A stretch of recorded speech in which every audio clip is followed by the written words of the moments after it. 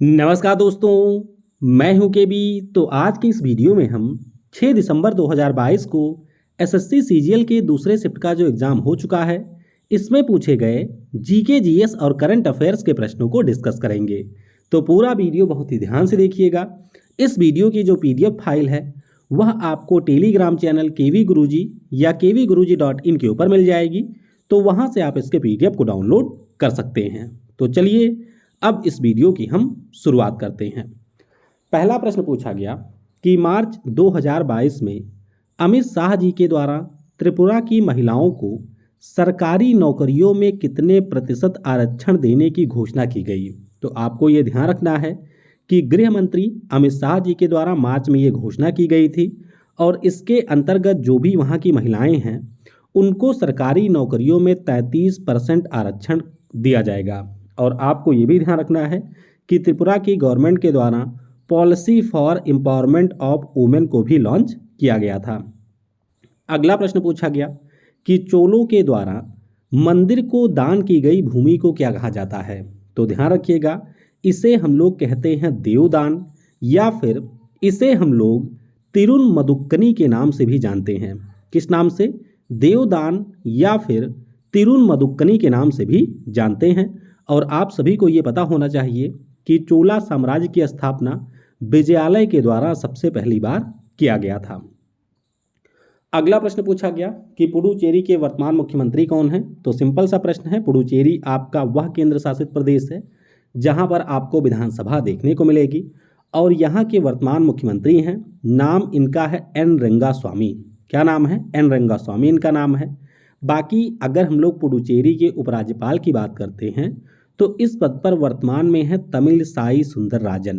आपको ये भी ध्यान रखना है कि तमिलसाई सुंदरराजन ये आपके तेलंगाना राज्य के राज्यपाल भी हैं और इनके पास में पुडुचेरी केंद्र शासित प्रदेश के उपराज्यपाल का भी प्रभार है। अगला प्रश्न सिंपल सा पूछा गया कि वस्तु और सेवा कर को कब लागू किया गया था। तो ये आपका 1 जुलाई 2017 को लागू हुआ था। आपको ये भी ध्यान रखना है कि इसके लिए आपके संविधान में 101वां संशोधन भी किया गया था और जीएसटी के पहले अध्यक्ष हमारे देश के वित्त मंत्री यानी कि अरुण जेटली साहब थे।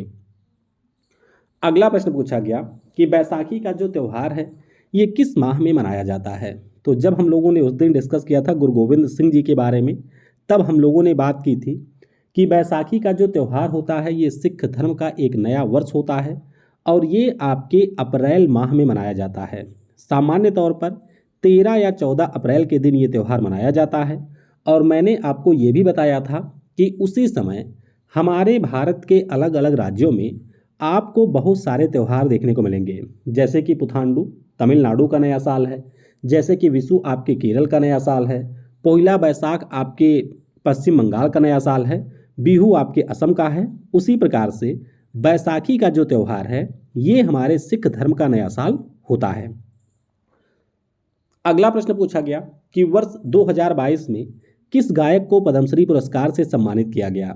तो 2022 की अगर हम लोग बात करते हैं तो सोनू निगम जी को पद्मश्री पुरस्कार से सम्मानित किया गया है।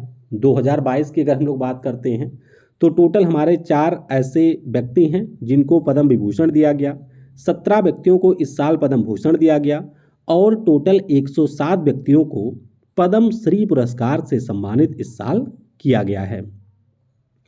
अगला प्रश्न पूछा गया कि हमारा जो क्षोभ मंडल है जिसे हम लोग ट्रोपोस्फेयर कहते हैं इसकी ऊंचाई कितनी है। तो सिंपल सा प्रश्न है, जनरली इसकी ऊंचाई 6 से 20 किलोमीटर के रेंज में होती है और शायद एक ऑप्शन आपको 13 किलोमीटर का दिया गया था, तो 13 किलोमीटर हो जाएगा यहाँ पर करेक्ट। आपको ये भी ध्यान रखना है कि हमारे जो वायुमंडल की डेंसिटी है वो सर्वाधिक आपको क्षोभ मंडल में ही देखने को मिलेगी। ये हमारे पृथ्वी के सबसे पास का मंडल है और जितनी भी आपकी मौसमी क्रियाएं होती हैं वो सारी क्रियाएं आपको इसी मंडल में देखने को मिलेंगी। अगला प्रश्न पूछा गया सिंपल सा ही कि मिल्क ऑफ मैग्नीशिया जिसका मतलब होता है MgOH का होल ट्वाइस, इसका पीएच मान कितना होता है। तो मिल्क ऑफ मैग्नीशिया के पीएच वैल्यू की बात करते हैं तो ये आपका होता है 10.5 या फिर 10। कितना होता है? इसका पीएच मान होता है 10। आपको ध्यान रखना है कि रक्त का 7.4 होता है, आंसू का भी 7.4 होता है, नींबू के रस का 2.4 होता है, अम्लीय वर्षा की अगर हम लोग बात करते हैं तो इसका पीएच 5.6 से कम होता है।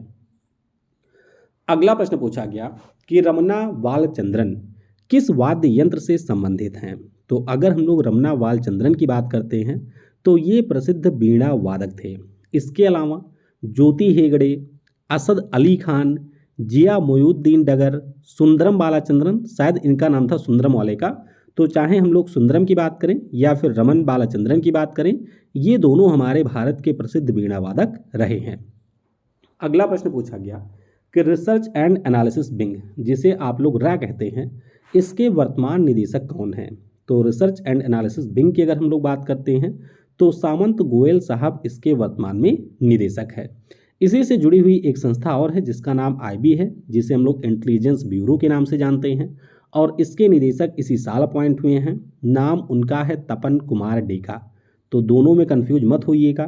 रिसर्च एंड एनालिसिस विंग के सामंत गोयल हैं और इंटेलिजेंस ब्यूरो की अगर हम लोग बात करते हैं तो तपन कुमार डेका इसके निदेशक हैं। अगला प्रश्न पूछा गया कि निम्नलिखित में से कौन सा तमिलनाडु में तमिल सौर माह में मनाया जाने वाला त्यौहार है। और ऑप्शन में आपको दिया गया था थाई पुसम। क्या नाम था? थाई पुसम।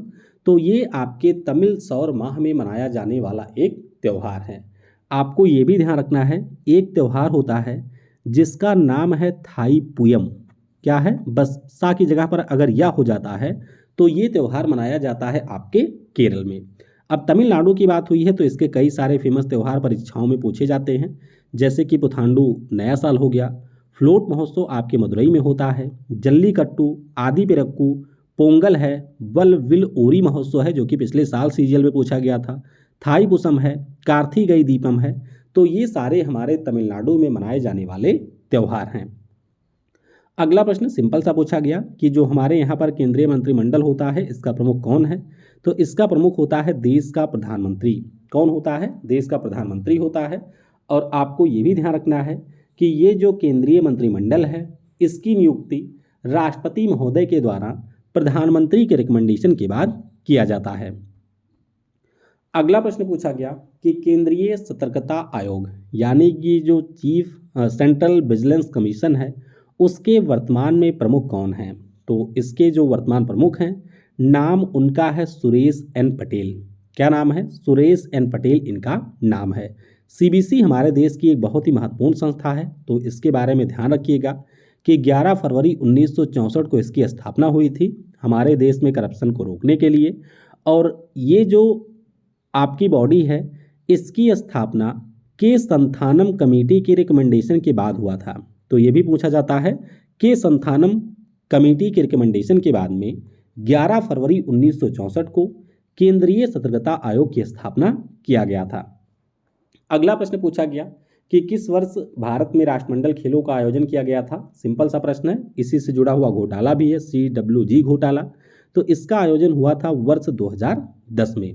आपको ये भी ध्यान रखना है कि वर्ष 2022 में जो राष्ट्रमंडल खेल हैं इनका आयोजन इंग्लैंड के बर्मिंघम में हुआ। इससे पहले 2018 वाला पूछा जा चुका है, तो 2018 वाला आपका हुआ था ऑस्ट्रेलिया के गोल्ड कोस्ट में। 2026 की अगर हम लोग बात करते हैं तो इसका आयोजन जापान के नागोया में होगा। 2030 की अगर हम लोग बात करते हैं तो कतर की राजधानी दोहा में होगा। और 2034 की अगर हम लोग बात करते हैं तो ये होगा सऊदी अरब की राजधानी रियाद में। आपको ये भी ध्यान रखना है कि राष्ट्रमंडल खेल सिर्फ एक बार हमारे भारत में आयोजित हुआ है। वहीं पर अगर हम लोग एशियन गेम की बात करते हैं तो वह 1951 और 1981, 1982 दो बार हमारे देश में आयोजित हो चुका है। अगला प्रश्न पूछा गया कि बांग्लादेश के साथ कितने भारतीय राज्य की सीमा लगती है। तो सिंपल सा प्रश्न है, बांग्लादेश के साथ में हमारी सबसे लंबी स्थलीय सीमा है किसी भी देश की तुलना में, और इसके साथ टोटल 5 भारतीय राज्य अपनी सीमा को साझा करते हैं। कौन कौन से हैं? तो पश्चिम बंगाल है, मेघालय है, असम है, त्रिपुरा है और आपका है मिजोरम। बाकी ध्यान रखिएगा जो इसके साथ में हमारी सीमा है उसकी लंबाई 4096.7 किलोमीटर है। अगला प्रश्न पूछा गया कि Indian institute of remote sensing इसका हेडक्वार्टर कहाँ पर स्थित है। तो अगर हम लोग Indian institute of remote sensing की बात करें 1966 में इसकी स्थापना हुई थी और हेडक्वार्टर आपको उत्तराखंड की राजधानी देहरादून में देखने को मिलेगा। इसके अलावा जो इंडियन इंस्टीट्यूट ऑफ पेट्रोलियम है उसका भी हेडक्वार्टर देहरादून में है, और जो हमारा फॉरेस्ट रिसर्च इंस्टीट्यूट है इसका भी हेडक्वार्टर आपको देहरादून में ही देखने को मिलेगा। एक प्रश्न कोई आपके आधुनिकीकरण से आया था, यानी कि मॉडर्नाइजेशन से आया था। एग्जैक्ट प्रश्न क्या था मुझे नहीं मिल पाया है।